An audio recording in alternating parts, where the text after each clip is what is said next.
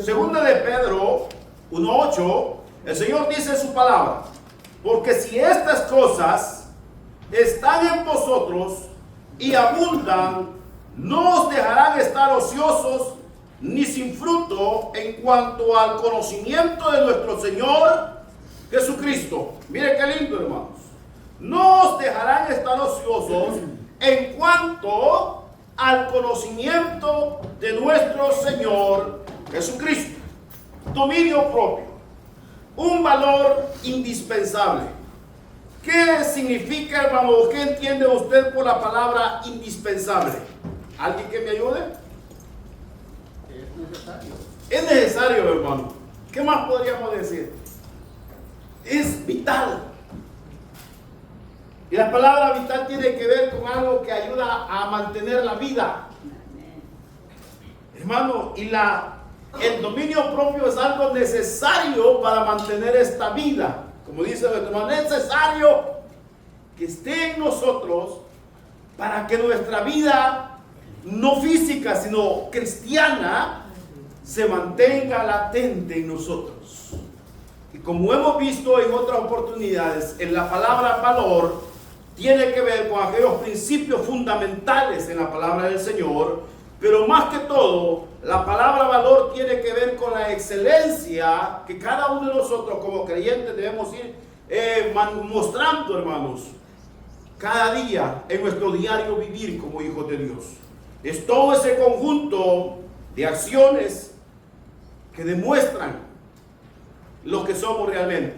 Entonces, en esta tarde hablamos acerca del dominio propio, hermanos. Y óiganme bien, el dominio propio tiene que ver con saber dominar las pasiones y tiene que ver también con tomar todas aquellas decisiones correctas como hijos de Dios, hermanos. Entonces, y en este mundo y en esta vida que realmente cada vez va de mal en peor, es cuando más nosotros necesitamos dominar nuestras pasiones y aprender a tomar cada día las mejores decisiones que vayan conforme a la gracia de nuestro Dios, hermanos. Entonces, pero hay algo que lastimosamente muchos creyentes hoy en día desconocen. Hermanos, muchos creyentes desconocen este principio, desconocen el valor, la importancia de este tema. Y hoy en esta tarde nosotros debemos prestarle atención a esto para poder transmitir y compartir este mensaje, esta enseñanza con otros acerca del dominio propio. Entonces, y al hablar de dominio propio, no solamente es hablar de algo que hay en nosotros, sino que es más bien algo que ha venido de Dios a nosotros. Porque esto no es de nosotros, hermano, esto es de Dios. Es una gracia de Dios que llega a la vida del creyente. Y oigan, y esta gracia ha sido dada a nosotros a través del Espíritu Santo. Hermano, el Espíritu Santo es el encargado de traer esta gracia llamada dominio. Entonces, al tener esta gracia del Espíritu en nosotros, es cuando usted y yo realmente podemos saborear y valorar y ver el alcance, el valor, hermanos, y comprender realmente el sacrificio de Cristo Jesús en la cruz del Calvario. El dominio propio. Entonces, el dominio propio se constituye una enseñanza en el Nuevo Testamento, una enseñanza cardinal. La palabra cardinal viene de ¿qué? Puntos cardinales. Los puntos cardinales, los 4 ángulos de la tierra.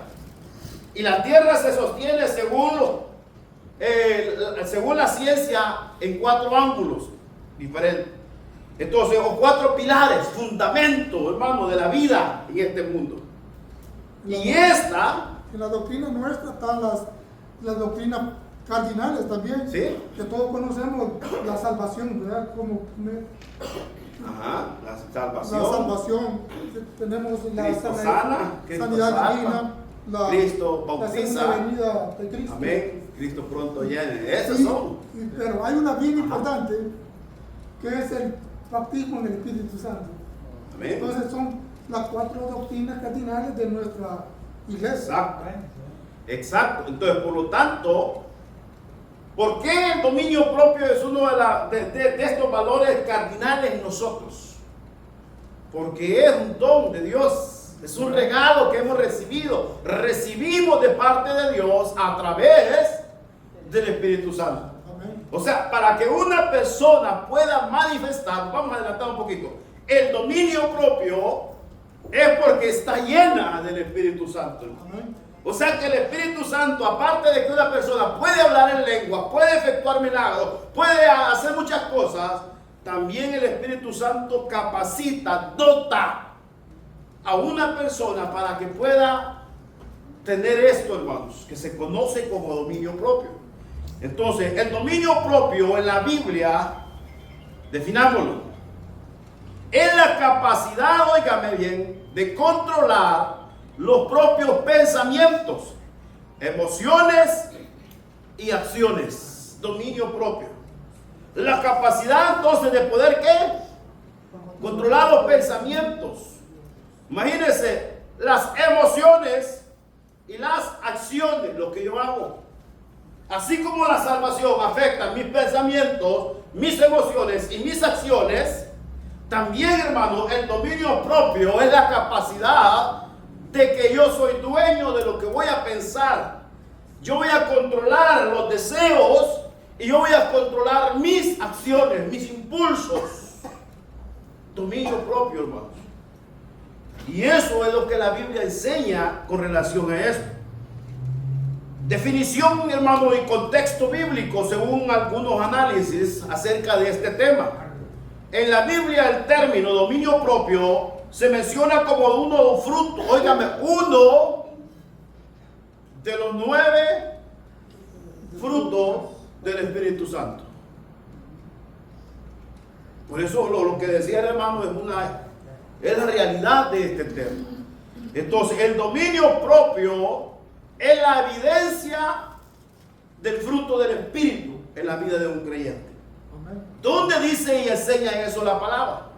Vayamos a la palabra, hermano, para que después, pues, nosotros podamos meditar más en casa y ahí profundizar. Porque uno de los propósitos de la enseñanza es que usted no se quede con lo que oyó aquí. Que usted tome lo que oyó aquí, se vaya a su casa y comience a leer, a estudiar y a profundizar en estos temas. Para que el siguiente año usted pueda decir, hermano, ¿cuándo me da la oportunidad de dar la siguiente clase yo? ¿Ah? ¿Sí o no? Ese es el propósito, hermano. Entonces, el libro de Gálatas, búsquelo, en el capítulo 5, ahí se habla acerca del fruto del Espíritu. El fruto del Espíritu es la manifestación de lo que el Espíritu, o mejor dicho, lo que nosotros manifestamos como una evidencia del Espíritu en nosotros. Y dice 5:22, mas el fruto del Espíritu, oiga, amor, gozo, paz, paciencia, benignidad, bondad, fe. Y después, mansedumbre y, oiga bien, mansedumbre y templanza. La palabra templanza es el derivado del significado griego de dominio propio. Templanza. Entonces, ¿y qué es la templanza? El metal, cuando lo meten al fuego, el metal sale frágil, sale débil. Pero para que tiemble, hermano, el cuchillo, el machete, las herramientas, ¿hay que? Templarlo. Ajá, templarlo. No sé, hay líquidos, hay líquidos especiales, ¿verdad? Hay varias maneras. Ajá, de forjarlo. templar el metal, que el metal sea Forjado. firme. Muchos lo ocupan golpeándolo y metiéndolo. Y lo van abajo. empleando y ahí, exacto. vuelven a meter al Imagínense, fuego. hermano. Y aquí dice que el dominio propio es la definición de la templanza, la firmeza de un creyente. La firmeza que un creyente recibe del Espíritu Santo, hermano, acá sobre uno. Y el Espíritu Santo es el que nos capacita, nos da la fuerza. O sea, si estamos de pie aquí, hermano, hasta este día, después de tantas adversidades, ha sido porque el Espíritu Santo agarró el martillo y se puso a golpear, a golpear y a golpear, a quitar todo aquello que no estaba bueno, pero no nos dejó heridos, sino que después tembló con su amor, con su gracia, con su palabra, hermano, con su presencia. ¿Qué más podemos decir? Templanza. Entonces, por lo tanto, es una de las evidencias del fruto del Espíritu Santo en la vida de nosotros. O sea que para ir definiendo a un creyente, comience a examinar a los creyentes y revise a ver si ellos cumplen o manifiestan estos 9, son evidencias del fruto del Espíritu. Si alguien, hermano, es muy aparentemente espiritual, pero no muestra estas evidencias, el hombre es inteligente, pero no espiritual. Porque ser espiritual, ahí lo dice Gálatas, hermano. Ser inteligente se ve acá, lo que uno puede hablar o decir, pero la evidencia del Espíritu, hermano, es otra cosa. Entonces el Espíritu nos templa. En la palabra griega es ekrates o ekrateia, algo así, que significa autocontrol, templanza, que denota fuerza en el autocontrol. Entonces podemos también pensar que este autocontrol no depende en sí del creyente, depende de la relación que el creyente pueda tener con Dios, con su palabra, con la oración, la comunión, mejor dicho, como dijo Pablo, con el Espíritu Santo. ¿Se da cuenta, hermano, qué interesante es la palabra cuando comienza a ver ya en este panorama? Entonces, el concepto implica que una persona no solamente va a dominar sus deseos. ¿Sabe qué es deseo? Algo que uno siente y lo quiere, ya sea bueno o sea malo, pero uno lo quiere, lo anhela, hermano, sueña con aquello. Entonces uno tiene el autocontrol sobre estas cosas, e impulsos, emociones, sino que actúa también como una disciplina y sabiduría guiada por el Espíritu Santo. O sea que quiere decir que el dominio propio que una persona puede tener es un acto del Espíritu, y el Espíritu está dotando al creyente de sabiduría para que pueda actuar sabiamente. Y la sabiduría, hermano, es lo que más nos cuesta. Recuerdemos en las enseñanzas pasadas, sabiduría no es conocimiento, no es inteligencia. La sabiduría, hermano, es la acción de saber aplicar lo que hemos aprendido en la vida, en el Señor, las cosas bien. Entonces, intelecto, dijo la hermana, sabiduría es más que intelecto. Es la relación que se tenga con Dios. Amén. Dice en Proverbios 1:7, ¿no? Sí, sí. El principio de la sabiduría es el temor al Señor. Entonces, cuando hay esa relación, podemos tener ese dominio propio también. Amén. Dijo el apóstol Pablo que a Timoteo, ¿no? Sí, que sí. Dios nos ha dado Exactamente ahí amor, Dígalo, poder dígalo. y dominio propio, dice, ¿no? Amén.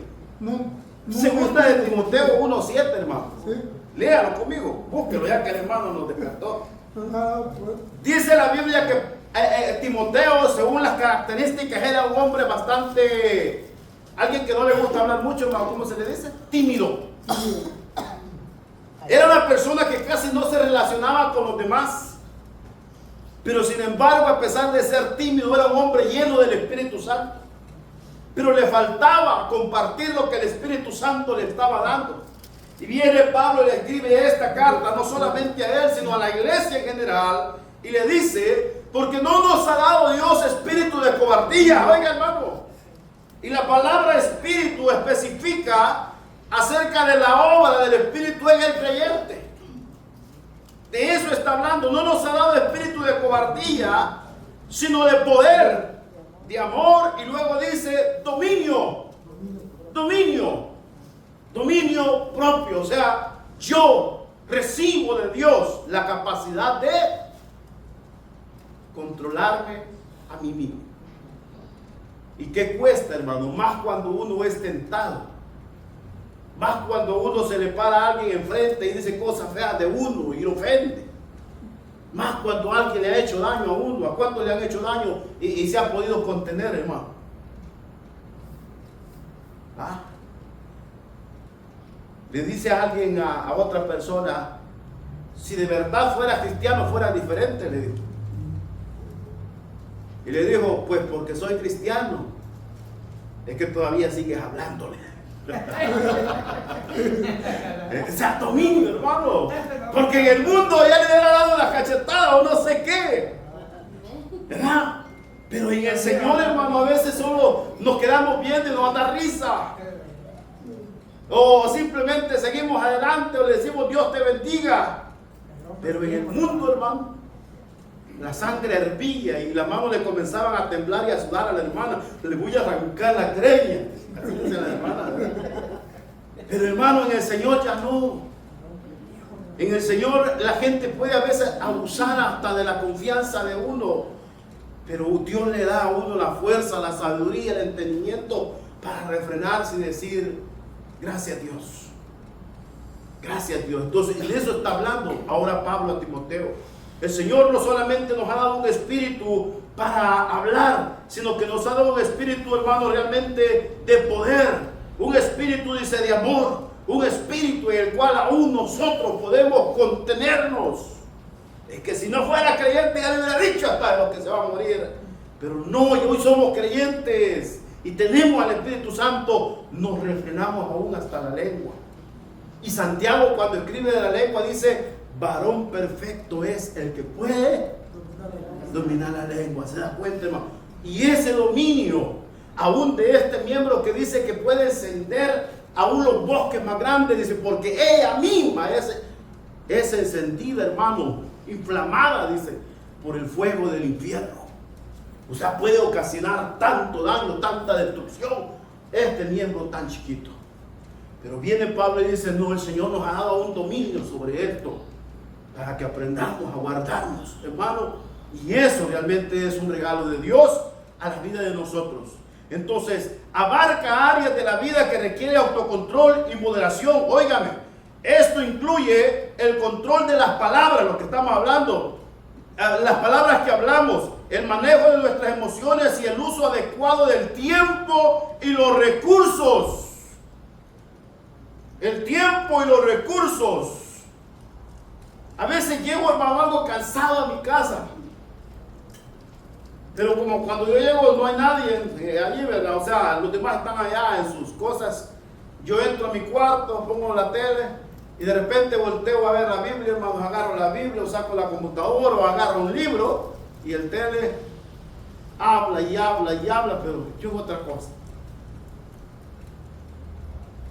Y sabe una cosa, a veces yo pongo solamente para que haya bulla de fondo y no oír lo que está allá afuera. Y me concentro más en lo que estoy estudiando. Administrar el tiempo, hermano. Pero a veces no, de verdad nos sentamos y cuando ves, uy, sí, es hora de estar en la iglesia. Porque nos quedamos pendientes de aquello y olvidamos lo demás. Administrar aún el tiempo, imagínense. O sea, cosas sencillas, hermano. Tiene que ver con el dominio propio.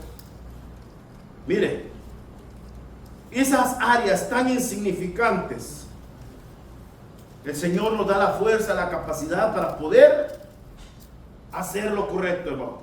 Entonces, no ha sido dado por el poder de Dios sin ningún mandamiento sagrado, por gravoso que parezca, es realmente difícil porque tenemos los recursos dados por Dios para obedecer. Cuando hablamos acerca del dominio, entonces, por muy difícil que parezca un mandamiento de Dios, cuando digo un mandamiento es la iniciativa que Dios toma a veces para llamarnos a hacer algo. Por difícil que sea, hermano, pero si viene de parte de Dios, Él nos da la fuerza, la voluntad y el deseo de hacer lo que debemos hacer. Y muchas veces, hermano, aún dejamos de lado muchas cosas de afuera. Y usted es testigo de esto, espero que sí, por estar en la casa del Señor. ¿Por qué? Porque, hermano, el dominio nos hace ver cuáles son las cosas que realmente tienen valor. Tienen valor. Entonces, en la palabra, y al entrar ya de lleno a la enseñanza de esta tarde, podemos, hermano, leer el libro de Hechos. En el libro de Hechos se nos narra una historia en el capítulo 24 acerca de unos acontecimientos en la vida del apóstol Pablo. Y en estos acontecimientos el apóstol Pablo explica algunas situaciones que él estaba pasando. En el capítulo 24, versículo 24 de Hechos. Y dice, y algunos días después viniendo Félix con Drusila su mujer, que era judía, óigame, llamó a Pablo y le oyó acerca de la fe en Jesucristo. Y dice, pero al disertar Pablo acerca de tres temas les enseñó Pablo a estos dos personajes, posiblemente más personas ahí en la sala escuchando, pero dice tres temas: acerca de la justicia, acerca del dominio propio, que es lo que estamos hablando, y del juicio venidero. Entonces, cuando Félix escucha esto, dice, Félix se espantó y dijo, ahora vete, pero cuando tenga oportunidad te llamaré. Cuando Pablo le explicó acerca de estas tres cosas con base en la palabra, el corazón de él, dice, se espantó. Hermano, o sea, cuando escuchó hablar acerca de las consecuencias de faltar a estos dos principios, el corazón de él se espantó. Vean qué tremendo. Y se espantó. ¿Y sabe por qué? Porque él se identificó con las dos cosas anteriores que Pablo ya le había hablado. Y él entendió que la injusticia, como el no saber tener control sobre uno mismo, lo hacía merecedor del juicio que iba a venir sobre todos los hombres. O va a venir, digámoslo en nuestro tiempo, sobre todos los hombres. Y ese realmente, dicen algunos predicadores eruditos, que es la esencia del evangelio que nosotros tenemos que presentarle a la gente. ¿Y sabe qué es lo más extraordinario de esto? Que en el libro de Romanos, Pablo, hermanos, comienza por esas dos cuestiones. Pablo comienza a hablarle, lea la carta de los Romanos.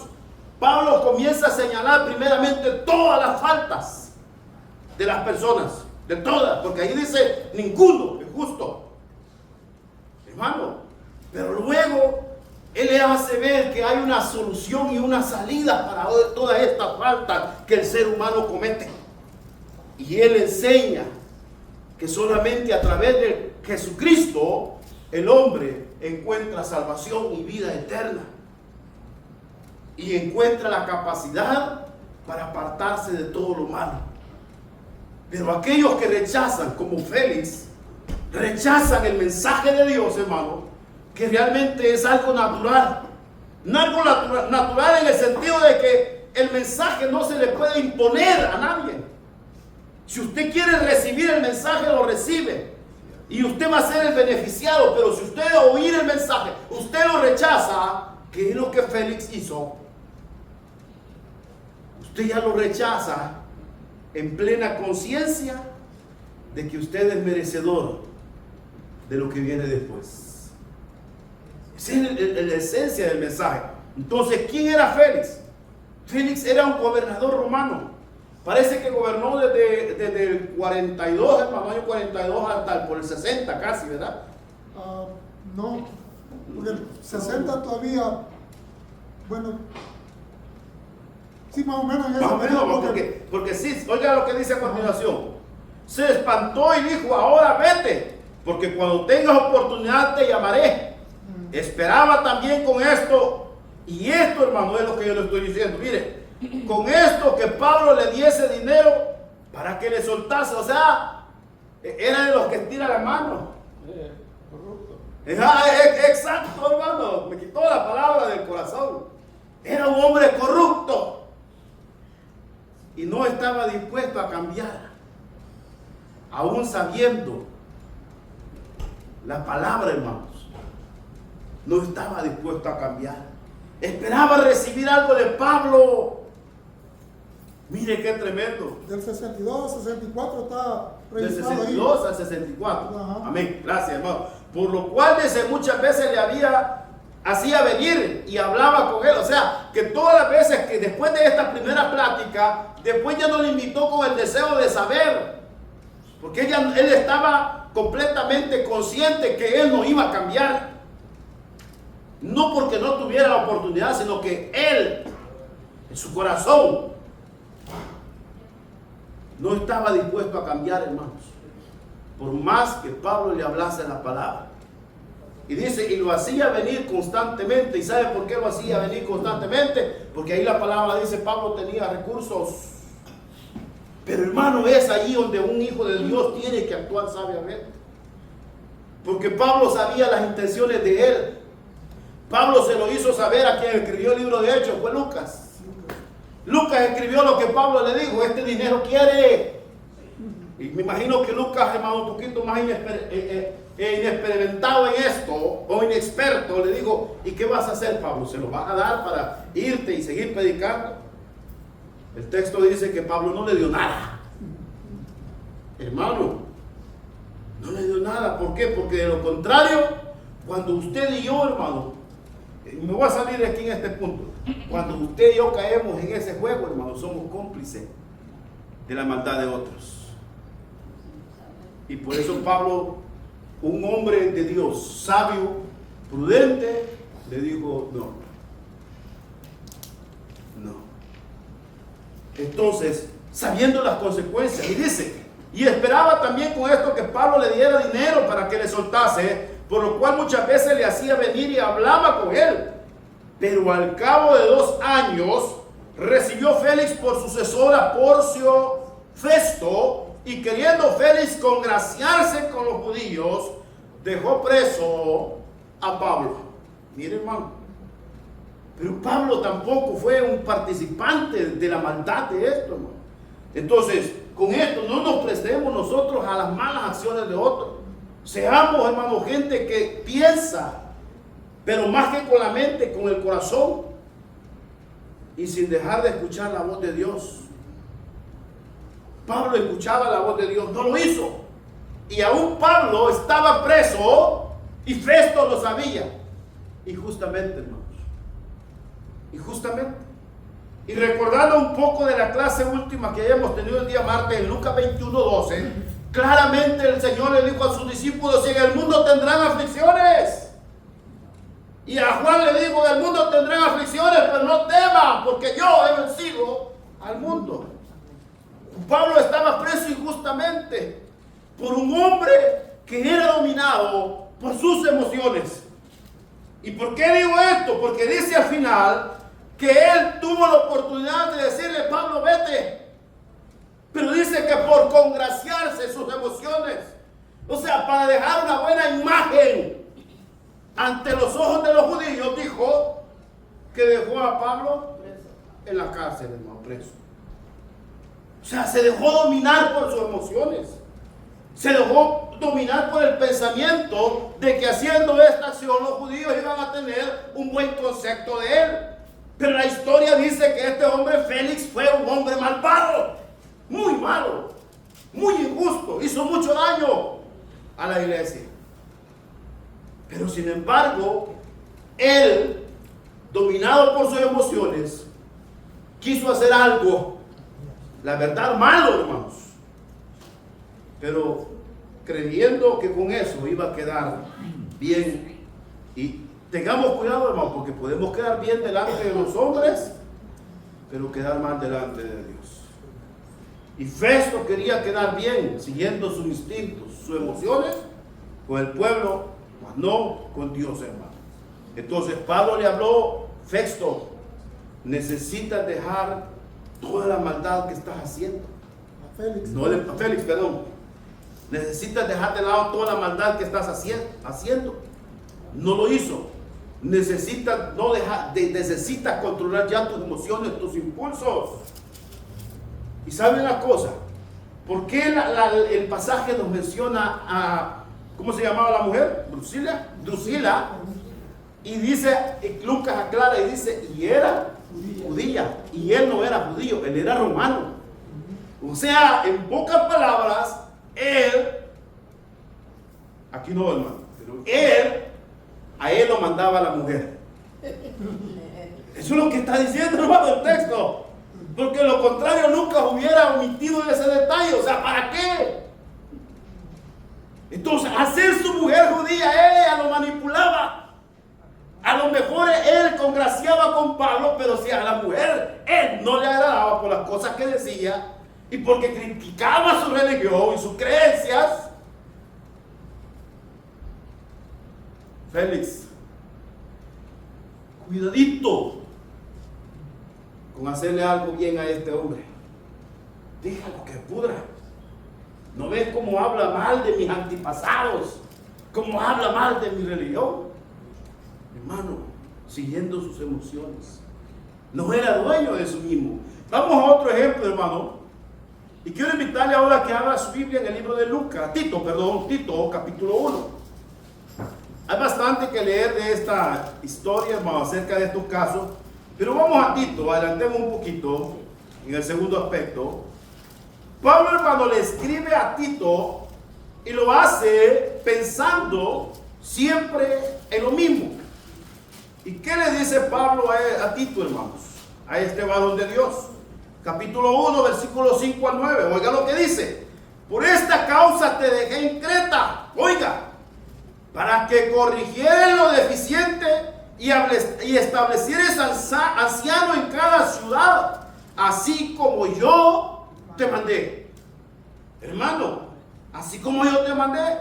Y el que fuere irreprensible, marido de una sola mujer, y tenga hijos creyentes, que no esté acusado de desolución ni rebeldía. Óigame bien. Porque es necesario que el obispo, cambiemos esa palabra, que los creyentes, hermano, por esta tarde démosle otro nombre a esa palabra. Porque es necesario que los creyentes sean irreprensibles como administradores de Dios, porque eso somos todos.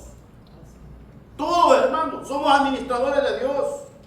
No soberbios, no iracundos, no dados al vino, no pendencieros, no codiciosos de ganancia deshonesta, sino hospedadores, amantes de lo bueno, sobrios, justos. Y oiga, esta es la frase que nos llama la atención esta tarde.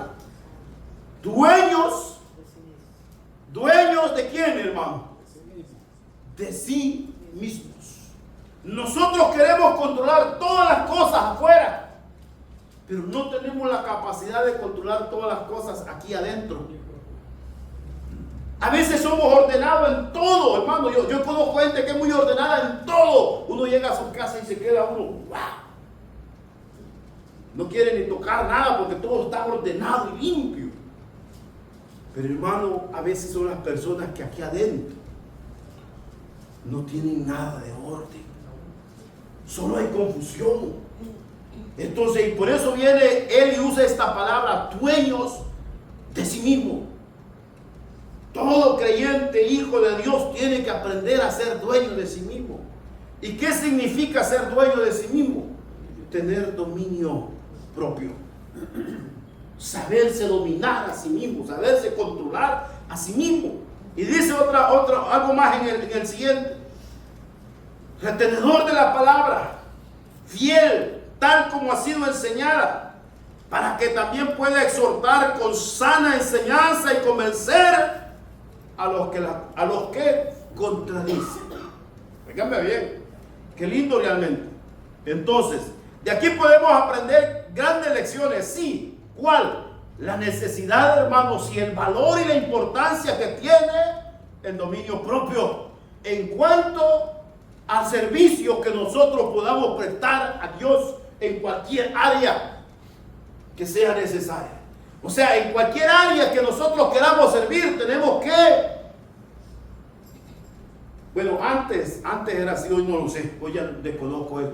Pero antes, hermano, cuando uno ¿verdad? Usted se recuerda, hermano, cuando uno lo iban a poner en un cargo, le leían estos pasajes. Las responsabilidades. Ajá. Y eso quiere decir que cuando uno lo pone en un cargo, es porque ya lo habían examinado. ¿Verdad, hermano? Ustedes, los que tienen más experiencia, nieto, ya lo habían examinado y por eso que frente a la congregación se le leía esto.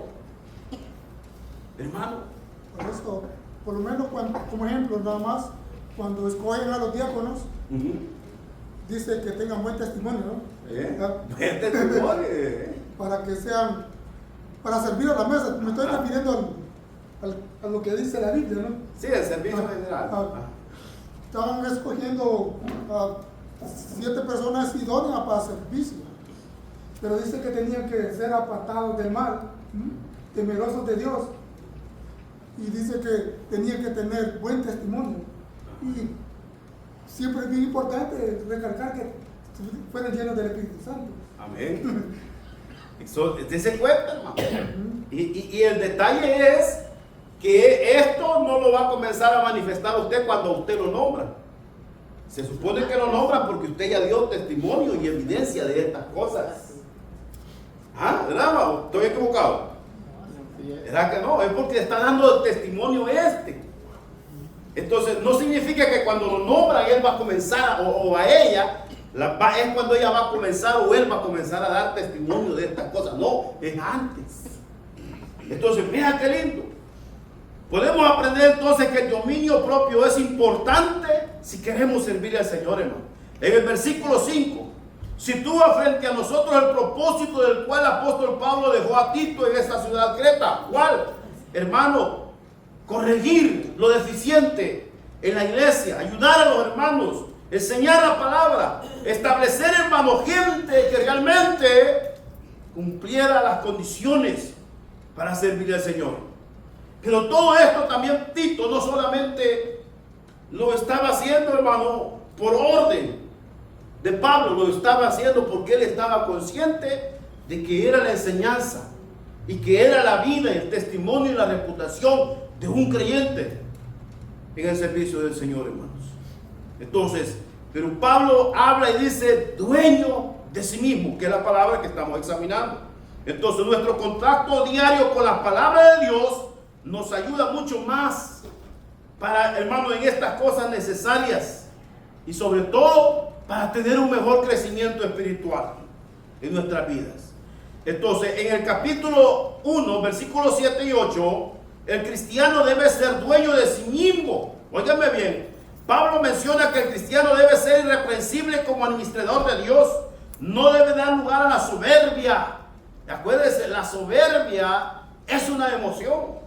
Y cuando usted y yo soltamos las emociones, actuamos sin pensar las cosas. Entonces, pero alguien que es dueño de sí mismo, por fuerte que sean las emociones, ¿qué dice Pablo? Se va a contener, hermanos, antes de hacer daño. Vea qué lindo. Entonces, por lo tanto, Tito escoge hombres. Enséñale a ellos que sean dueños de sí mismos, que los impulsos, ya sea la alegría, ya sea el enojo, ya sea, hermano, la tristeza, ya sea cualquiera que sea la emoción, él pueda contenerla, se pueda mantener allí. ¿Cómo, hermanos? Sereno. Vean qué lindo. Entonces, a partir de allí, hermanos, Dios nos da lugar a que nosotros controlemos nuestras emociones. Entonces sobresalen 4 aspectos importantes en la vida del creyente en este texto: lo bueno, lo santo, dueño de sí mismo, pero sobre todo, dice él, retenedor de la palabra fiel. El énfasis en nuestro estudio está en el versículo 8. El ser dueño de sí mismo en Tito, el mismo apóstol, hermano, recuerda a Tito o a Timoteo la importancia que tiene en 1 de Timoteo 4, 7 y 8. La vida de piedad. Cuando lo compara con el ejercicio corporal, dice que la piedad, dice, aprovecha para todo, mientras el ejercicio corporal para poco es provechoso. Le está hablando acerca a Timoteo en el capítulo 4, en la primera carta, versículos 7 y 8. Pablo le habla a Timoteo y le dice: observa a los atletas.